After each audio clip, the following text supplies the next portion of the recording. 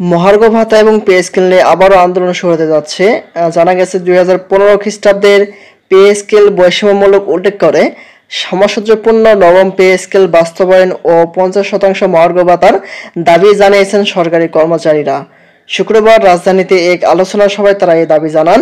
এটি হচ্ছে 18 এপ্রিল এই রিপোর্টটি প্রকাশিত হয়েছে। আর বাংলাদেশ সরকারি কর্মচারী দাবি আদায় ঐক্য পরিষদের উদ্যোগে এই আলোচনা অনুষ্ঠিত হয়। এ সময় তারা বলেন 2015 খ্রিস্টাব্দের পে স্কেল ছিল বৈষম্যমূলক, যেখানে কর্মকর্তা ও কর্মচারীদের মধ্যে বড় বৈষম্য রয়েছে। গত 7 বছরে পে স্কেল সংস্কারের দাবি জানানো হলেও তা করা হয়নি।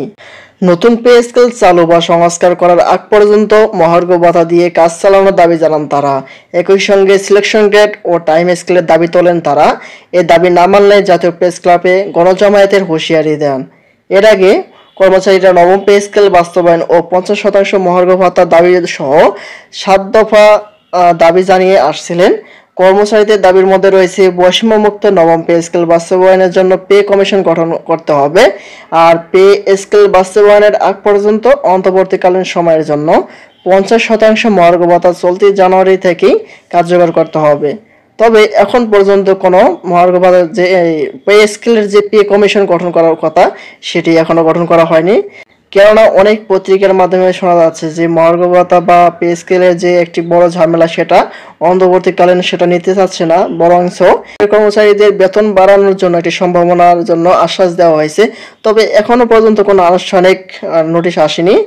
তবে পে কমিশন গঠন করার জন্য অনেকেই আন্দোলন করে যাচ্ছে। 50% মহার্ঘ ভাতা চলতি জানুয়ারি থেকে কার্যকর করতে হবে এ সম্পর্কেও বলা হয়েছে। যেসব কর্মচারী মূল বেতনের শেষ ধাপে উন্নীত হয়েছে তাদের বার্ষিক বেতন বৃদ্ধি নিয়মিত করতে হবে। বেতন স্কেলের বৈষম্য নিরসনের জন্য 10 ধাপে বেতন স্কেল নির্ধারণ সহ পে স্কেল কমিশন কর্মচারী প্রতিনিধি রাখতে হবে। এই হচ্ছে পে স্কেল মহার্ঘ ভাতার সর্বশেষ আপডেট। পরবর্তীতে এটি সম্পর্কে নতুন কোনো আপডেট যখনই প্রকাশিত হবে তো সবার আগে আমাদের চ্যানেলটিতে পেয়ে যাবেন। তাই দেরি না করে যদি আমাদের এই চ্যানেলটিতে নতুন হয়ে থাকেন অবশ্যই চ্যানেলটি সাবস্ক্রাইব করে পাশে থাকা বেল আইকনটি অন করে রাখবেন। ধন্যবাদ সবাইকে। আসসালামু আলাইকুম।